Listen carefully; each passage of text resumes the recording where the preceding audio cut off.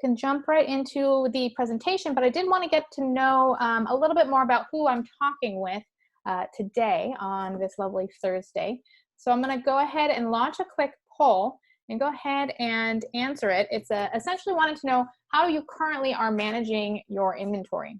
Of course, we're hopefully getting onto the other side of this crazy time. I know that I personally, in my own Amazon account, have seen, we saw a dip and then we saw sales coming back up.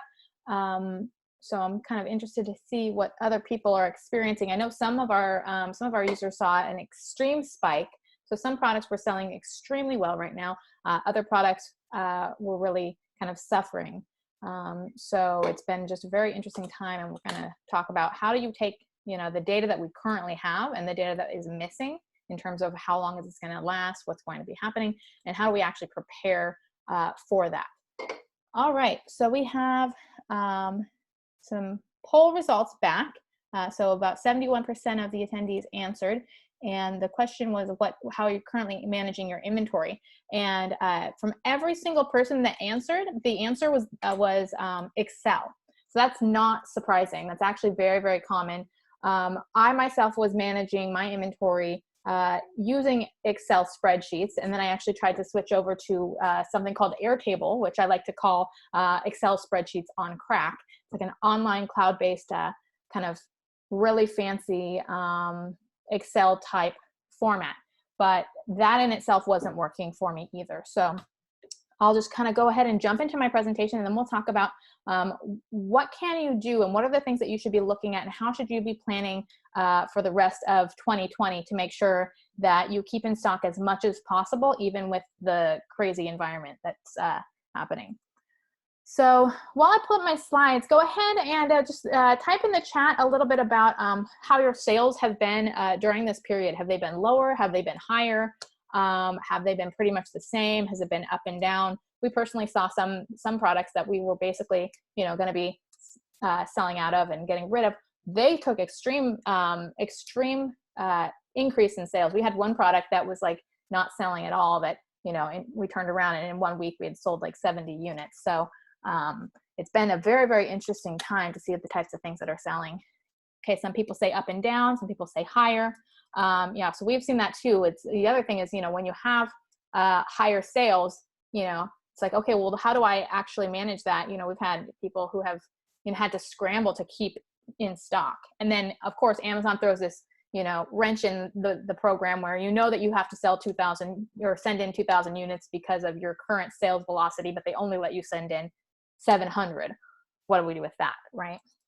Sold out, couldn't restock my product. Okay, yes, okay, good. So I'm gonna go ahead and start sharing my screen and get into the conversation. If you have any questions, feel free to type them in the chat, and if they're relevant and I'm able to, I will get to them during the presentation, and otherwise I will save them till the end. So definitely your questions are very much welcome. Your comments are very much welcome as we kind of can continue into this conversation about how to plan for 2020. Okay, good. So my presentation is called Inventory Planning in a Pandemic, right? And so I want to tell you a little bit about myself. If you don't know me, don't know much about me, I've been selling on Amazon since 2014. And I'm a copywriting expert as well, an Amazon copywriting expert. So I'm very much into conversion rate, and conversion rate has a lot to do with increasing your sales. So I've spoken on stage, I've been on podcasts, and I work with students and clients to increase their conversions. So I've been in the Amazon space for over 5 years now. And so how I became co-founder of SoStock.com was actually trying to solve my own problem, right? I had one issue where there was early on when I started selling, I had about $30,000 worth of inventory that was stranded until after Christmas. We sent it in right after the cutoff period, and it got stranded. It was literally sitting in Amazon's parking lot in their warehouse somewhere and wasn't being unpacked. So it was just a very, very simple timing thing. So we had a timing issue with that where we basically lost out on all of our Christmas sales for our top products. Another time I stocked out and lost a month's worth of income on my top seller. That happened a couple of times. I've over ordered a product and paid thousands in storage fees and interest, and took, more than a couple years to actually sell through that product because of the miscalculation in placing the order and over ordering during the holidays and all the fees that come along with all of that. So I really needed to figure out the inventory management side. I felt like I was going to basically drown my company if I didn't figure out that portion of things. Type in the chat if any of this sounds familiar, if you've dealt with any of these things: running out of stock, over ordering, paying too much in loan interest, paying a lot in storage fees. Kind of give me an idea of some of the challenges that you've had in terms of inventory management. Okay, let's see. Yes, similar issues. Okay, yes and yes. Yes, excellent. Okay, stranded inventory, yes. Okay, good. Okay, good. So yeah, so that's what I was dealing with and why I decided I had to create SoStock. So I knew I needed a solution, and I just needed to figure out how I was going to get that to come to fruition. So I actually ended up meeting this guy. This is Dan Fernandez, and he is the co-founder of Thomason.com, which is a brand influencer connector website. So they have been around for years. I knew them when I first started selling on Amazon. Someone mentioned them at an Amazing Selling Machine event on stage, and basically overnight they kind of blew up in the Amazon space. And before the reviews changed, there was a lot of video reviews that were being done, and so you could get video reviews done through Thomason by bloggers. Bloggers would do a review on their blog, and then they would put it on Amazon. The reviews terms of service changed, and overnight that portion of the Thomason business was gone. They were no longer, working with Amazon sellers because Amazon sellers were not allowed to do what they were doing with Thomason anymore. So I met him at an Amazon event, and I was, very impressed that they had kind of pivoted and, thrived after that. And we hung out during that weekend of the event, and he kept saying that he was very, very bored and he needed a new software project. So I had this project that I wanted to find someone to do. And so we kind of got together and decided, yes, this is something that we need to tackle, because there's a lot of stuff out there that's just kind of not working. I mean, case in point, pretty much everyone on this call is using Excel spreadsheets. And it's quite possible that you've tried other softwares and they haven't worked. That's essentially what we did. We tried, I'm not going to necessarily name any names, but we tried various different softwares, and none of them seemed to have all the things that we needed. They were confusing. So we came up with SoStock. So I've spent the last year and a half basically eating, sleeping, and breathing Amazon inventory management. I knew that this was something that could potentially be the thing that is the nail in the coffin. And it's if you've ever gone all in on a product and invested in a product, and then it doesn't sell like you expect it to, and then you have all your money tied up in this particular product and you have no money for the inventory that's currently moving, it becomes extremely important to keep in stock the things that are actually making you money and be a little bit more kind of modest with the other stuff. And so if you don't have inventory management very, very well dialed in, it could upset your entire company just, pretty much overnight. So what we did is we looked at all of the most popular inventory management softwares, looked at, okay, well, what is working, what isn't, what don't we like, what's missing? And then we surveyed and worked with a bunch of different Amazon sellers. So 7- and 8-figure sellers. Essentially, I like to call it crowdsourcing information. We had these guys come in, we built our system. We had about 25 sellers come in and give us feedback and use the software. And we've had multiple Amazon sellers share their Excel spreadsheets with us, share their, processes with us. This is how I do it. This is what I need. And we were able to take all of that information and cull the best of the best of those systems, and then really build out what is effective in inventory management and what makes up a really good forecasting system. Okay, so let's go ahead and talk a little bit about coronavirus and about what's happening right now, and what are we supposed to do, you know, when we have a business that is built on trying to predict inventory demand. How do we do that if there's no prediction that we have? Like, this is something completely unprecedented that we haven't experienced before. So what do we do, you know, in terms of, you know, I don't have a crystal ball. I can't, you know, wave a magic wand and tell you this is what's going to happen in the market and this is what you can expect. Obviously, nobody can really do that.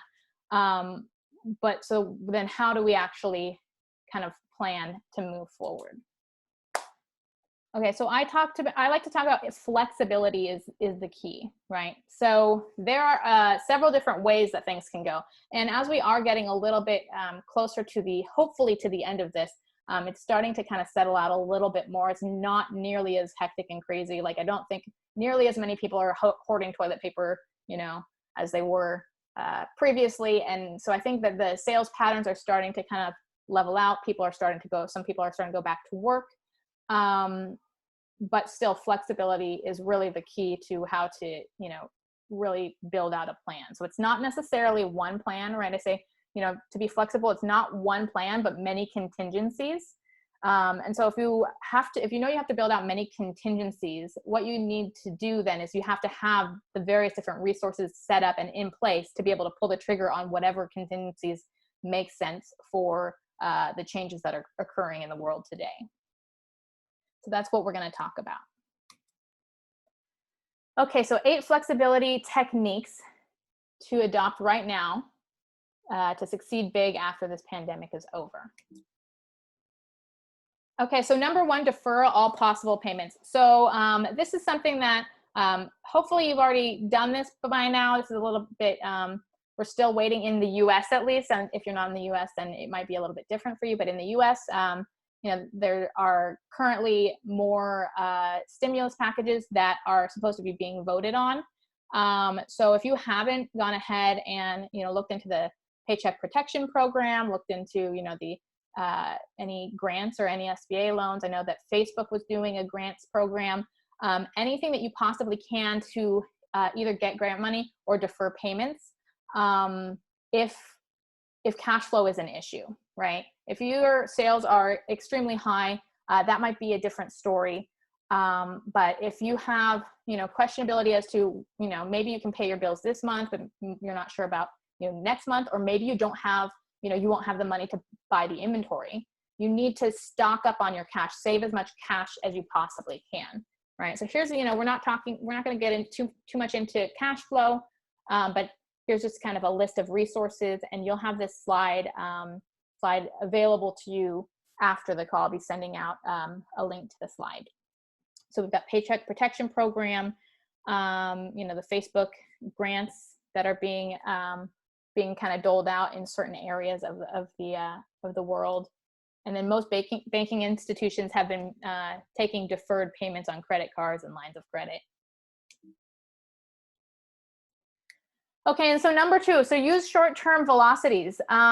So if you are selling and you're used to looking at, you know, your 90-day, 60-day, or even 30-day velocities, one of the things that we're seeing is because it's so volatile, starting to look at the short-term and looking at kind of some of the short-term sales ranges becomes important, right? So 90-day sales patterns are pretty much irrelevant now. So once the sales start normalizing out, you can start reverting back to your previous sales velocity. But it's a good idea to look at kind of the shorter term, right? And so one of the things that we do, I'll just show you kind of in SoStocked.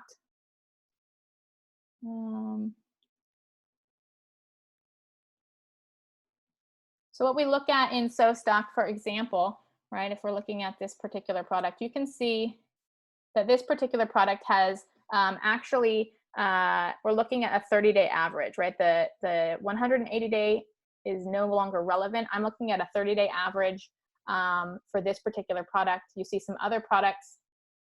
You can see the patterns are very volatile, right? So this will show you the sales pattern. So kind of looking at that. And then also the other thing that you need to do is you need to start factoring stockouts into your equation. So if you're using Excel, this is something that you might have to kind of get a little bit more granular with. This is one of the reasons that we built out the stock system, is because we wanted to be able to pull stockouts out. One of the ways that you can tend to under order, one of the ways we found we under ordered, is when you're taking a snapshot of your sales and you place an order and you forget that you had a week that you were either, you know, maybe your listing was suspended or you actually stocked out. So you want to be able to like identify all of the days that you possibly, you know, stocked out, right? You can see there's a couple of days in May that there were stockouts, right? And so finding those stockout days and being able to pull those stockout days out of your equation will keep you from running out of stock.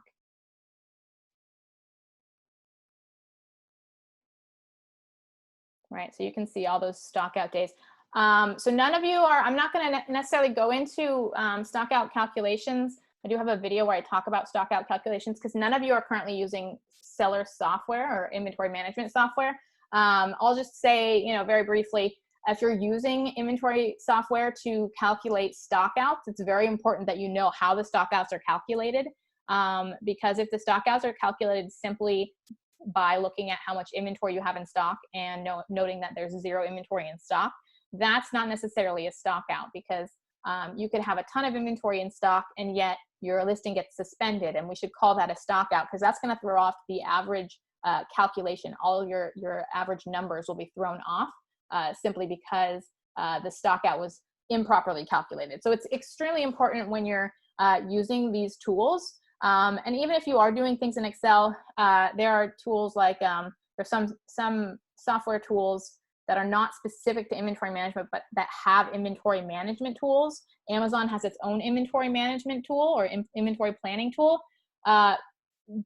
Take those with a grain of salt. Be very careful with the data that they give you, because I've looked into those tools, you know, tools that I have for, you know, other business reporting purposes, you know, third-party tools as well as Amazon stuff, and they factor their stockouts improperly. So like if you stocked out, Amazon's going to tell you, and one of the things you're seeing is like you're not able to send as much inventory in.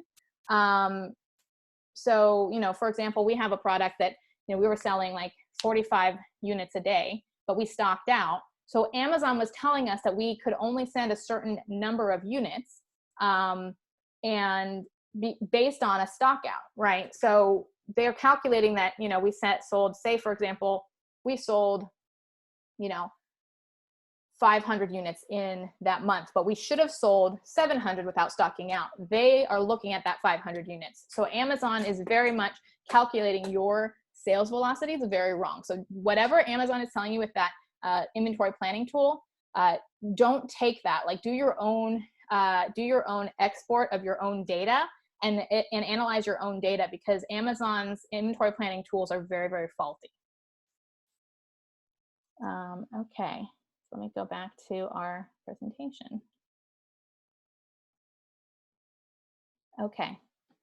All right, prioritize your top sellers. So this kind of seems like it would be obvious, but isn't always, right? So if cash flow is an issue, or if you think cash flow could be an issue, it's important to prioritize your top sellers. So and think about this. You have to think a little bit more long-term about this. Even if you have the money now, all of the lead times that we're going to be seeing are significantly longer than what they used to be, right? There's slows at the ports, there's slows at, you know, customs, there's slows at Amazon check-in, there's slows all across the board. So even if you normally would be able to handle cash flow wise, investing in some of your slower movers, your cash flow is going to be completely different than what it normally is. You know, you're going to have to pay those upfront costs, and you're going to have to pay your suppliers before your inventory sometimes even gets to Amazon based on your current terms. Your current terms were not built for this lead time, this longer lead time. So your cash flow, you have to keep an eye on your cash flow, and really, you know, before you put in your orders, have to really kind of make sure that it's making sense. Maybe predict out a model a little bit further down the line, maybe a couple of orders out, to make sure that you're going to be able to keep your top sellers in stock, even if that means letting some of your other products run out of stock. You know, or, you know, if you can get them to, you know, just this once, lower your minimum order quantity, that might be a good way to kind of go about it and say, look, you know, because of the longer lead times, I need to lower my minimum order quantity. You know, we would normally do this, but because of the longer lead times, either we need to lower our minimum order quantity or we need to extend out our payment terms temporarily. Okay, so one of the things that we do with SoStock in terms of keeping in stock is to apply something called buffer stock. This is something that you should be able to factor into your Excel spreadsheet if you are using an Excel spreadsheet. But if you're not using a buffer stock method in your planning, now is a really good time to start. And so what I mean by buffer stock is like a false zero. It's kind of like that little bit of extra gas in the tank after your empty light comes on, right? You get the empty light and you still have enough juice to get to the station. So that's what buffer stock is. So the way that buffer stock works, right? And again, you can set this up on an Excel spreadsheet. This is actually one of the easier things to set up on Excel spreadsheets. The other stuff is a little bit more difficult, like the stock outs and the sales spikes. But the way that you would do this is, so for example, we take this cell phone battery bundle, right? And your timeline should give you an estimate of when things are going to be arriving. So without a buffer stock, without, you know, that kind of little bit of extra gas in the tank, that little bit of padding, we're being told that we need to order or we need to transfer before we hit zero, right? And that's not a very good kind of way to go about it, because if anything goes wrong, then you're out of stock, right? If you get held up at customs, if there's a hurricane off the coast of China, whatever it is, you don't have that extra cushion to keep you in stock.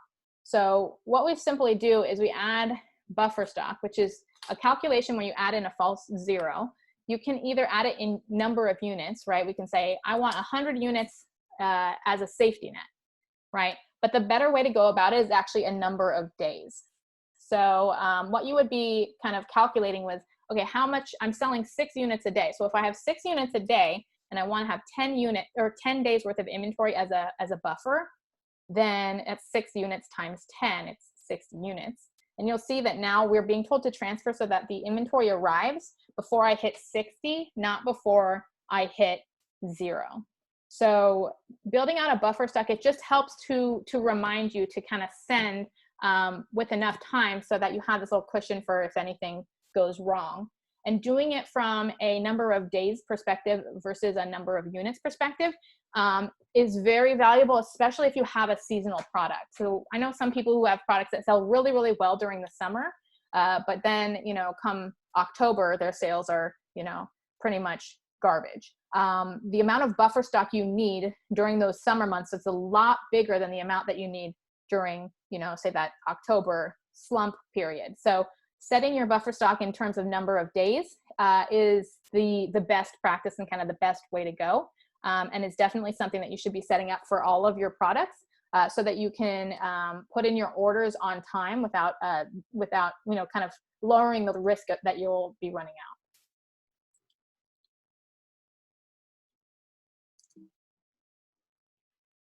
out. Okay. Okay, now here's I don't know if I'd say this is a little controversial, but this is one that was brought to kind of our attention by sourcing agent Afulabi.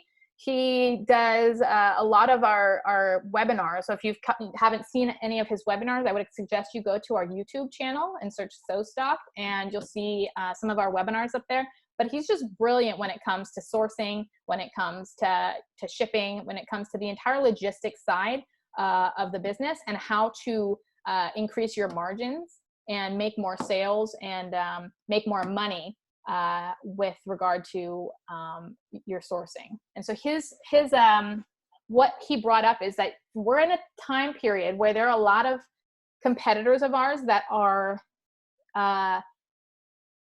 they're going to be running out of inventory, right? You've probably experienced it, you know, that you've got these guys who, for lack of planning, will be running out of inventory. So you want to take advantage of that. If you can plan correctly right now, you can set it up so that you're taking advantage of the lack of planning your competitors will be doing in the third quarter, fourth quarter, and even first quarter of 2021. So one of the things you should consider is increasing your orders by 20%. So that will allow you to, when your competitors run out of inventory, you take their sales and you avoid yourself running out of inventory, and you're then able to capitalize on the lack of planning on your competitors' parts instead of you suffering the losses as well, right? And so one of the things that we do, and you can do this, you know, you've probably got this modeled into your Excel spreadsheets if you're using that. If not, then that's something to consider kind of putting in there. But the way that we do that is, let's say, for example, we'll take this guy, 16 units, right? And so you would just add an additional, you know, take your adjusted sales velocity and add an additional 20% on top of that. And it will actually, you know, increase the number of units per day and do the calculation for you, right?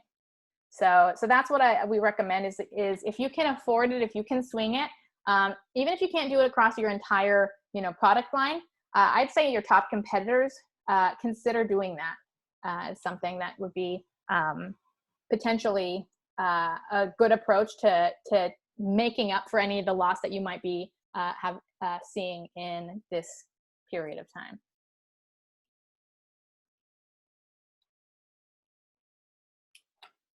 Okay, so adjust your lead times. Okay, so I mentioned it before, and you're probably already seeing this, but shipping into FBA and restocking has been taking significantly longer than expected. You know, we're seeing like up to 6 weeks delay. You know, when you look at all across the line, you look at your suppliers' delays, the shipping delays, and then the check-in delays. You want to start kind of padding out your lead time. I was on a call earlier in the day, and you know, had that question like, I don't know how to plan. You know, how do I plan if there are these constant lead times? And the plan is just that you have to extend your lead times. You have to order a lot earlier than expected, and you have to expect that everything's going to take a lot longer, and start placing your orders much earlier than you normally do. Right. So we call that, I would personally set up a coronavirus lead time, right? You've got, and consider that this is going to be, there are going to be slows all the way up into the first quarter of next year, because there's a lot of shipping delays across the entire planet. And so you'll have companies like Apple and Samsung and HP and these big companies that are buying up large allocations of specific shipping routes. So you're not just competing with other Amazon sellers, you're competing with the entire world. So that's why it's gonna take a while for all of that, all of those delays to kind of even out. So you might want to consider that your lead times are going to be longer for a considerable amount of time, and kind of plan on that. And until you start seeing a shift, until you start seeing a change, then you can start kind of shortening up those lead times. You know, so ask your supplier, you know, what is it taking? Ask your freight forwarder, how much time is it taking? And then just add some padding to that. In inventory management, we like to say the best case scenario is the worst case scenario. Because if you plan for the worst case scenario and you plan for a longer period of time and it gets there earlier, that's not nearly as bad as stocking out. Of course, you want to avoid paying for storage fees as much as possible, but it's often worse to stock out. Okay. All right, so we talked about this, delays clearing customs. The voyage will be longer. I did want to share a little bit of a little piece of a tip. Type in the chat if you have ever used high-speed ocean freight, right, as opposed to air. Most people use ocean and air, but did you know that there's something called high-speed ocean freight? All right, we've got a comment in the chat. Have not. Okay. Okay, so that's good to know. Yeah, so there's something called high-speed ocean freight, and the cost is between air freight and sea freight, and so I think it's around 30% more than normal ocean, but it will increase your shipping speed. And even, especially right now, if you've got air freight is like 3 to 4 times what it normally is. So ocean freight is, the only option for profitability for most people right now. So high-speed ocean freight is definitely something to look into. Afolabi, who we work with, he does this high-speed ocean freight. So I can share his information with you if you are interested, or you can ask your own supply chain manager or freight forwarder if they have the ability to do high-speed ocean freight. Let's see. Yep, high-speed ocean freight. Okay. Okay, good. So, so we're talking about lead times and express orders. Okay, so the lead times. So, essentially, we would build out a lead time. Let me. Okay. Yeah. So here, here are our lead times. We calculate everything, and we like to know on what day should I be ordering my inventory, right? And so we'll calculate the default lead time. So here's a 62, day default lead time. That's fairly average. That's like an average lead time for Chinese suppliers. But right now you've built out a coronavirus lead time. So that's what I would do. So to create a separate model, which is a coronavirus lead time, and then you'll be able to better calculate what's actually likely to happen. So you'll see that there's a big difference, and you see there's a 64-day stock out period, right? So you have that huge stock out period. You can actually kind of see the pattern of it. When is it going to stock out? But if we have, so that's that kind of mapping out your lead times is a good idea. It's a good idea to kind of map out the various different lead times. And then one of the things that you can do is also map out for an express lead time. So if you are not going to be doing air freight because it's extremely expensive, you might consider switching to high-speed ocean freight, right? So let's say 30 days high-speed ocean. And we can kind of see, instead of 64 days of stock out, now we only have 3 days of stock out. So that's something that you can probably live with, right? So being able to build out models, like I'm very much a proponent in this time right now of being able to kind of build out models, and so that what the game plan, you have a game plan, right? So you may not know whether you have to use high-speed ocean or not, and you can, but at least you'd have the choice. So you place your order, and then when it comes time, when production is over, then you can make the decision whether you can afford high-speed ocean or ocean, right? Or if you have to do air in some cases for some people. But you can model it out, and so that you have some prediction as to the various different plans that you can implement moving forward. And that way you can kind of pivot based on the data as the days roll on and you have more data to hand.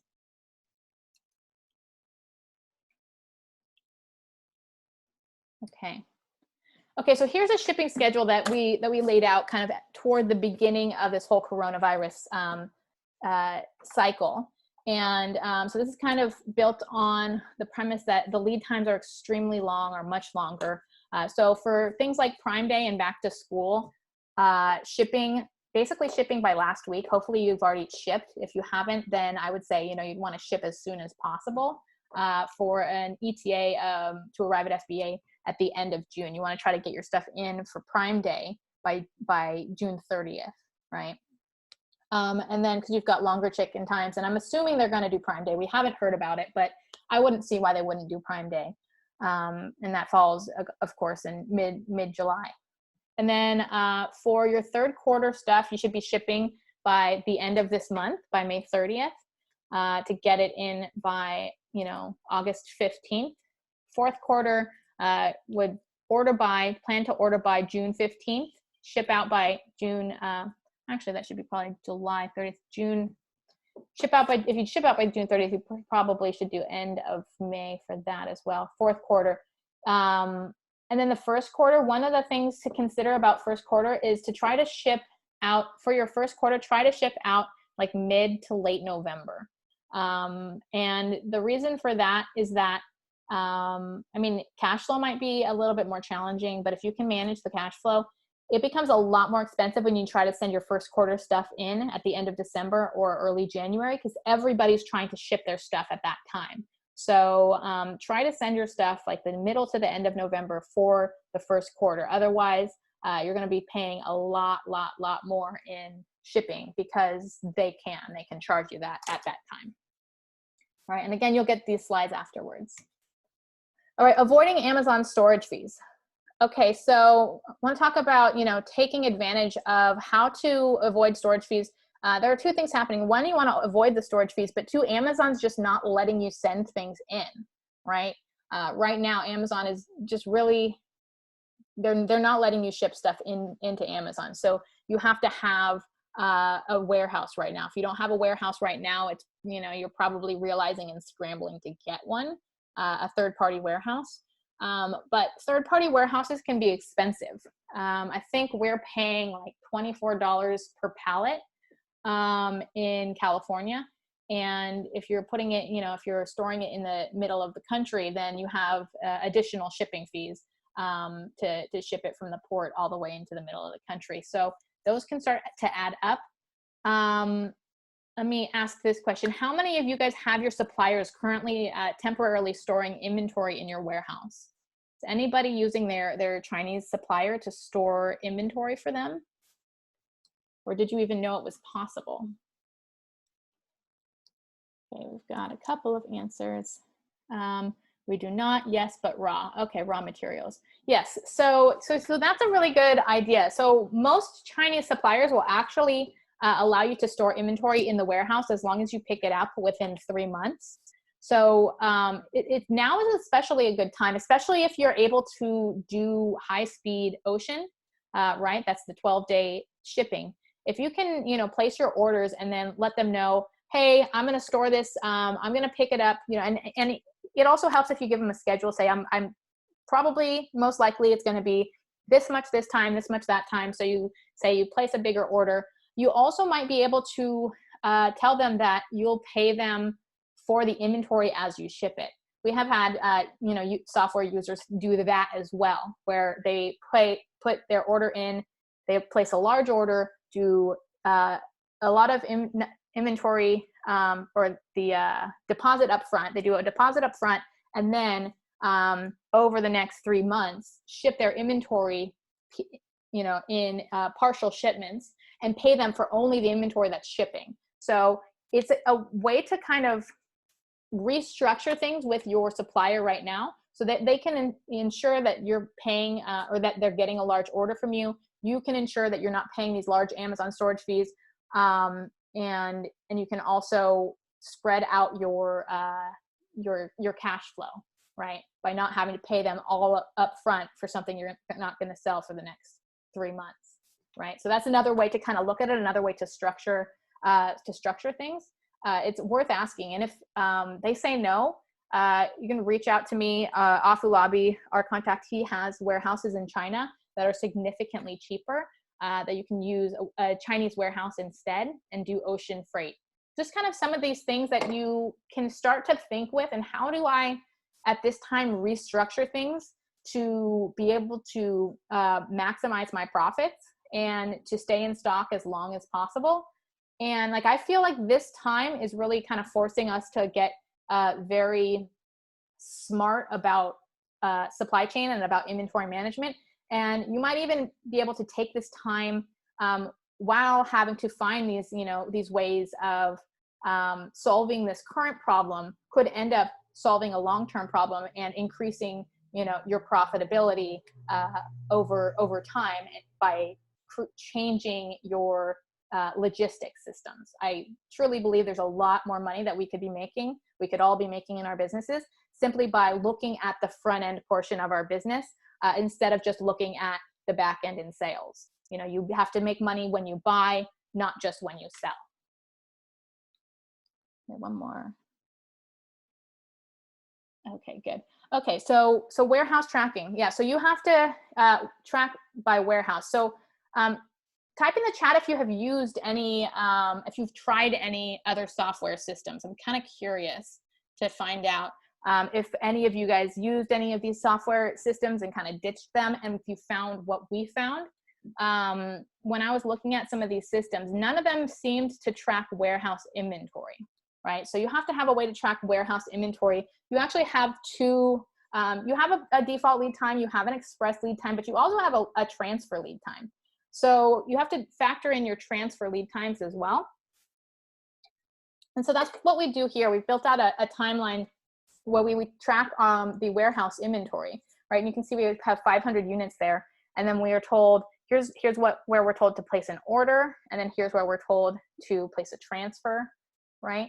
And so there's just various different scenarios. Like you can see there's an express order, there's a default order, you know, there's the total inventory order amount, but there's also this warehouse transfer order.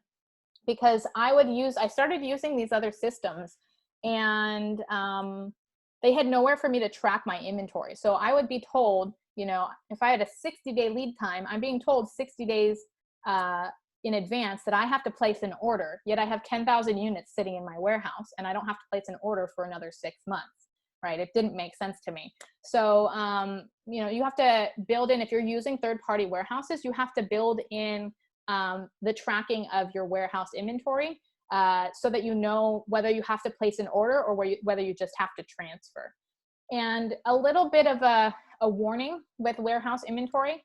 If you are using a warehouse and you have warehouse inventory, sometimes you can start to feel comfortable. You say, okay, I've got, you know, 8,000 units. I've got 8,000 units there, you know, I'm covered, I'm good. And then you lose track of when you have to place your next order because you're so comfortable with the fact that you've got that inventory, you know, and you're continually transferring inventory. And pretty soon you realize that you've transferred so much inventory from your warehouse without really realizing it, that you should have placed an order with your supplier 2 weeks ago. But because you were so comfortable with the fact that you had all this inventory in your warehouse, you didn't pay attention to how much of it you're actually depleting.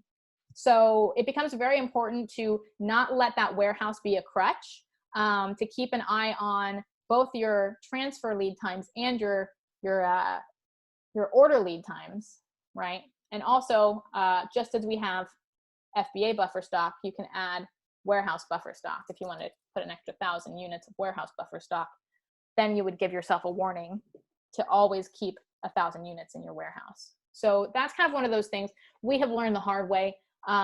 Is, you know, it's great to have inventory in a warehouse, but you can end up slitting your throat by trusting it too much.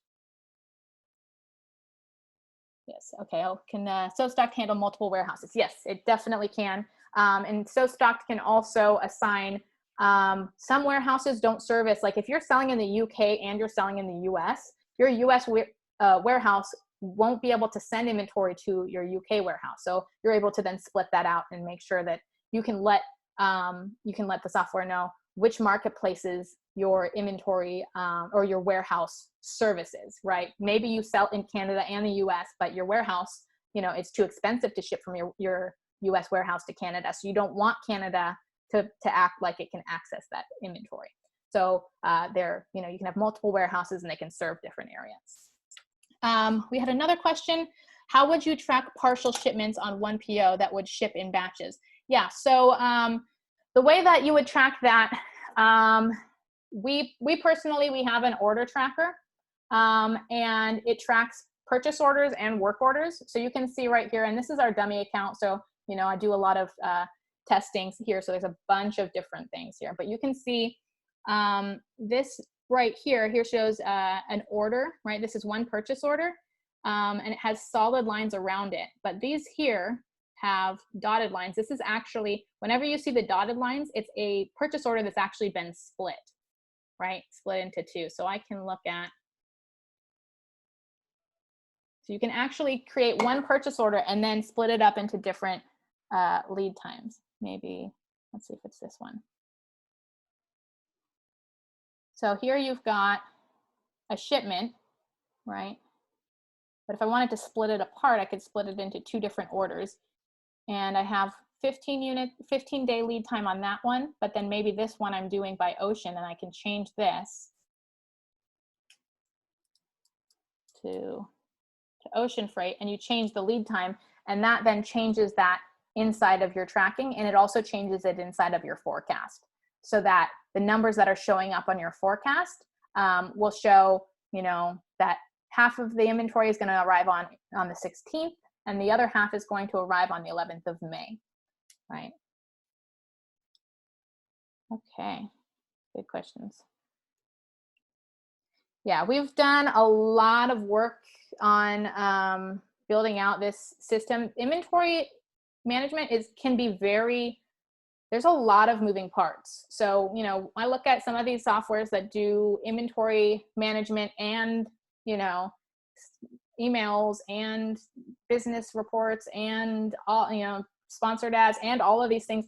There's so many intricacies to inventory management that I feel like you can only focus on that. Like you should, you know, you can't do everything really well. So there's a bunch of, you know, moving parts that have to do with inventory management. And that's what we've spent our, you know, the past almost 2 years now working into the system. And of course there's, you know, much more we want to be able to do with the system, but you have to be able to, you know, to account for all of those different variables. And we've had enough people in the system that we've started to learn a lot of these different variables. People work and use inventory management in a very different way, right?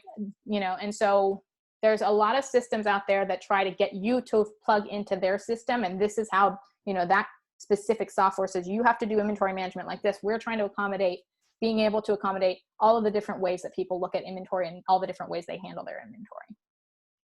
Okay, so lowering your cost of goods. Okay, so I'm gonna kind of speed it along. Lowering your cost of goods, this is the perfect time to do that. And this goes hand in hand with, it's not just a discussion of it would be great to get, you know, more profit. This is actually very much in line with your lead times and very much in line with your cash flow, right? If you're out of inventory, you know, we're in an inventory-based business. If you're out of inventory, you're out of business. So if you can spend this time finding ways to lower your cost of goods, whether that means that you find a sourcing agent who can get you a better supplier, or that means that you've got, you know, negotiate with your current supplier. Lowering your cost of goods will help you to keep more money in your pocket so that you can continue to pay your suppliers to keep your inventory in stock. So this is definitely, lowering your cost of goods is definitely an inventory management strategy, because, you know, the more money you keep, the more money you have to buy your next order, the more money you have to launch that next product, and so forth. So we have Afolabi. He does a lot of this. He does sourcing. He's able to get, you know, if you've got your product, say for example, through Alibaba, you contacted your supplier through Alibaba. If you are communicating with your supplier in anything but Chinese, or if you're paying your supplier in anything but the Chinese currency, it's a good sign. These are good signs that you're paying too much, right? So that's why you might consider putting a professional sourcing agent to work for you. Like Afolabi, we connected up with him because a good friend of ours, Norm Farrar, who's been in this business for decades, said this guy's doing things with inventory inventory sourcing and supply chain that I've never seen. And so these are some of the tips that he gave us, is that you've got a lot of different additional, I guess, ignorance taxes that Chinese people tack on top of your inventory orders, based on the fact that they know that you don't know certain things, right? There are companies that don't even they don't even have an export license.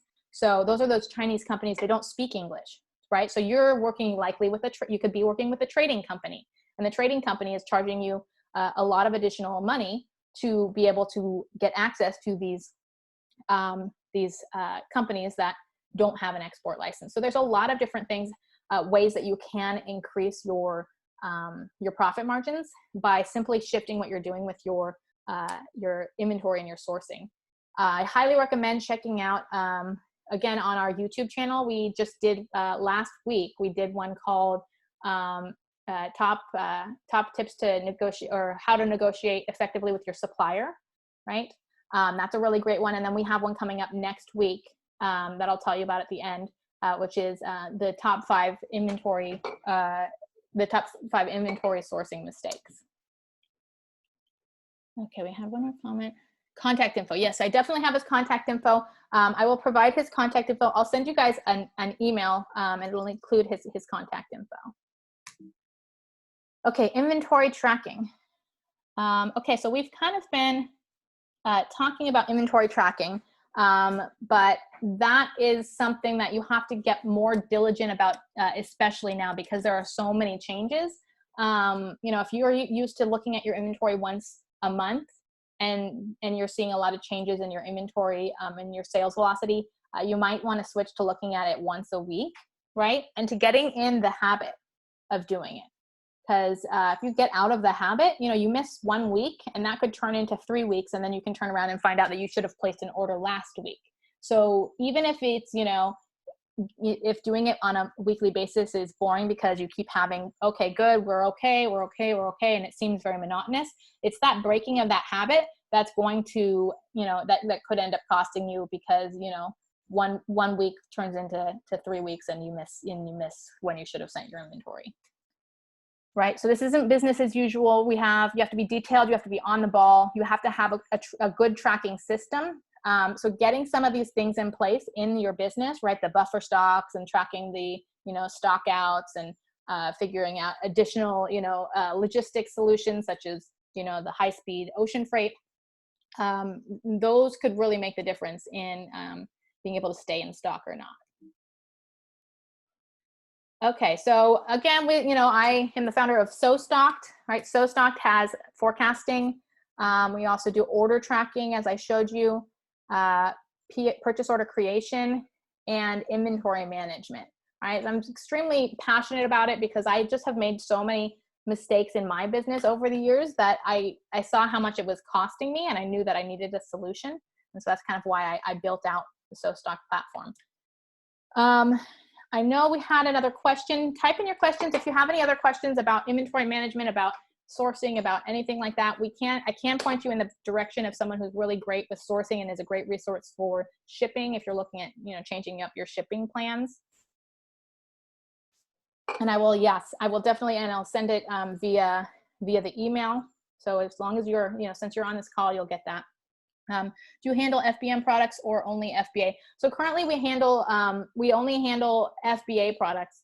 It is possible you can build in manual velocities, but we still have to do a little bit of work to kind of get FBM products loaded into the system. So you can build out some models, but in terms of pulling the data straight from the Amazon algorithm, we don't have it set up quite yet to do that. We had another question. Can SoStock forecast demand on variants? When we run out of one variant, the demand shifts to the others, throwing off all of our forecasts. Yeah, so you can look at your sales velocity on a child basis. It's not a parent basis. It's on a child basis. You can use, say, for example, we'll jump on over to kind of answer that question. So if you had, because I see what you're saying, right? So if you had, for example, a product, you would be able to decide what data you wanted to use. So if you've got, you know, this is a variation, and you had a recent shift in the past 7 days. So in the past 7 days, maybe this, you know, one of your products runs out of stock, and then the other variation jumps up, and you decide, I want to look at, you know, the 60-day average is more accurate, right? You can actually look at the 60-day average and exclude some of these averages. If you've got sales spikes, right? If that particular SKU, you know, one particular SKU has a stock out, right? You're able to remove the stock outs, right? So you can remove the stock outs from that particular variant. And then you can also pull if you've got sales spikes that are occurring, you can pull sales spikes out of the calculation for your other variants. And it helps to kind of even out what's actually happening. Because, you know, say for example, you know, if you're trying to order right after Prime Day and you have a Prime Day spike, this huge Prime Day spike on your product, you want to be able to get rid of that so that you can more easily calculate what your actual needs will be for September without this huge spike messing up your entire average. So hopefully that answers your question. There's a lot of variations that you can do in terms of, you know, looking at different numbers, using different averages, you know, creating sales spikes, or even just changing them to manual velocity. So if you have a product, say for example, that you just launched and you don't have any data, you can say, I know I'm probably going to sell 10 units a day. And you can apply that and it'll calculate for a 10 units a day average, and it'll build out the entire system and the entire forecast based on that average, right? So yeah, there's a lot of things that you can do in terms of building out, you know, testing out models, and in terms of changing on a SKU level. I really hated the fact that a lot of these softwares out there were based on, they were based on a formula that I didn't understand, that I couldn't change and manipulate, that was only on an overall level, and I couldn't affect change on any particular SKU. So I had SKUs that the algorithm might make sense for, and other SKUs that it just didn't make sense for at all. So I couldn't just take the data I was given. It was pretty much garbage. If you can't operate your forecasts on a per SKU level, then the algorithm that the software is working on is garbage. If you don't understand why the numbers are the way they are, then it's garbage. You know, we have a calculator that builds out and shows the actual calculation of every single product. You know, why do we come up with the numbers, and it breaks down the numbers for you, right? You know, I kind of, let's see, go back. You know, I mean, inventory management out there sucks. Like that's our, we kind of like, that's what we go by. You know, I understand why y'all are on Excel. It's inventory management softwares are no good. You know, you can't manipulate them the way that you can on Excel. You can't understand them the way you can with Excel. And that's what we built and based our entire forecast algorithm on. We had a more complex forecast algorithm and we threw it out. And we went to, okay, let's look at what these Excel spreadsheets are. Let's look at what they're doing. And let's actually give people what they want, but do it in a more streamlined and smarter way, right? So we have some success stories of some of our users, right? So this user is Colette, and she said she had ridiculous amounts of times she was using Excel spreadsheets, was open to human error, and so she's saved a lot of time being able to manage things inside of SoStock. This is another one of our sellers. He says he's got real-time visibility, minimizes stockouts and forecasts demand, helped with cash flow management due to not having to do all those expensive air shipments. And then another says, this tool is unbelievable. Chelsea's been extremely good to work with and taken all of our input and put it into action. The users that are coming on board the software right now have a direct line to myself and my business partner. And we're taking all of that feedback and working to implement it into the software. So, you know, anything that you're like, oh, I wish it did this, or I wish it did that, or I need to see this. We take those notes down and we put them in our timeline, and we work to implement them based on what's most important to the majority of the users. Okay, so this is an offer that I'm providing. We are in what's called our second round of beta, and we don't offer any free trials.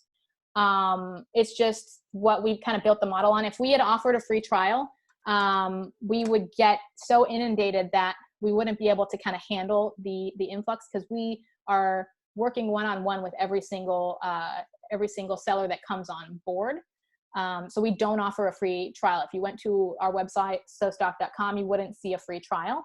But just in terms of just this webinar only, because you are in this webinar and you've listened to it, we're actually offering a free trial, a 1-month free trial, and then the same lifetime discount that everyone else gets, and that's $59 a month for life.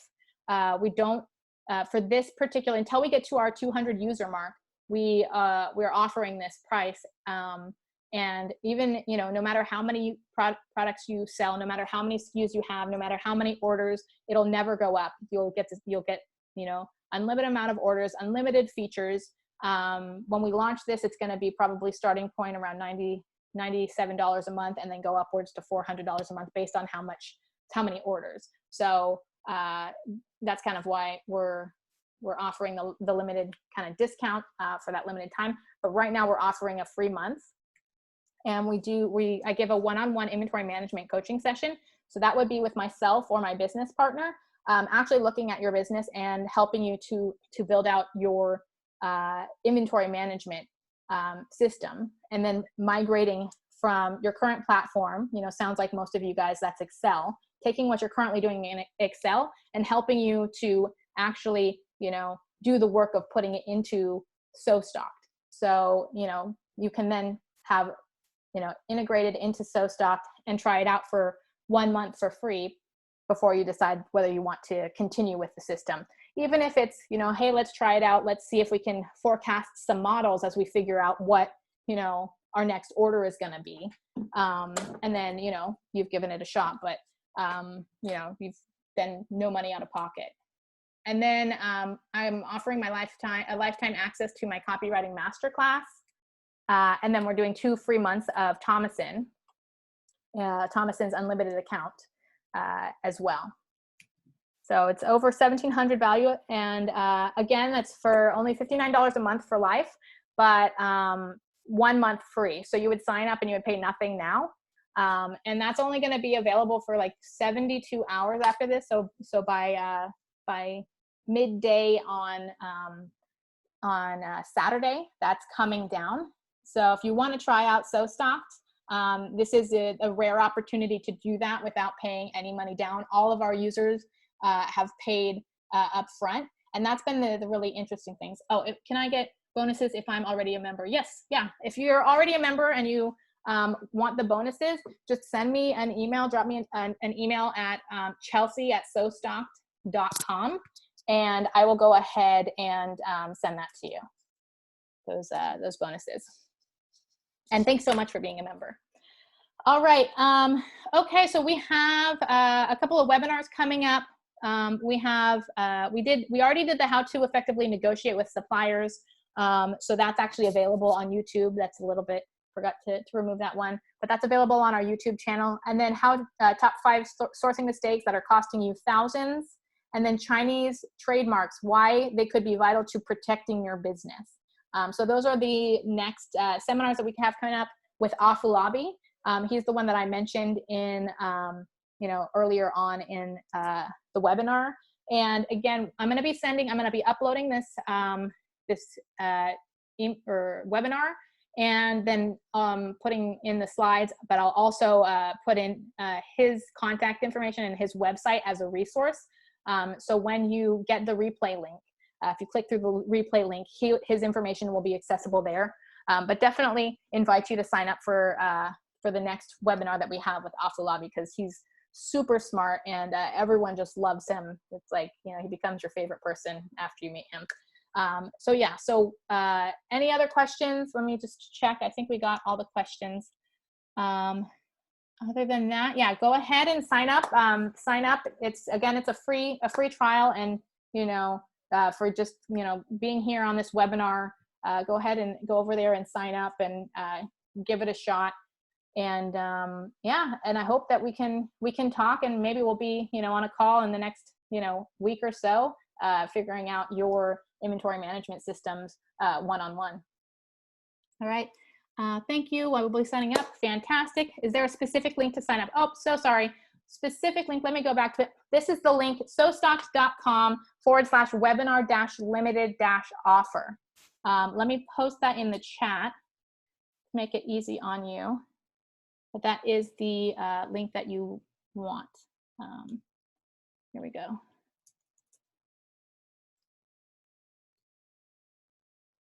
Okay. Okay, so here it is in the chat. Yeah, so just copy and paste that, sostocked.com /webinar-limited-offer. And I'll be sending it out again in an email as well. But but go ahead and, sign up now, and then you'll be sent to, I believe you'll be sent access, and then you'll be given at some point soon the opportunity, if not directly in the email, the opportunity to book a call, and that'll be an onboarding call with myself or my business partner. Likely myself. I've been doing a lot of the calls directly. So okay, great. Looking forward to connecting with all of y'all who decided to get set up. And if you have any questions, just feel free to reach out. Otherwise, thanks so much for joining us, and we will talk to you very soon.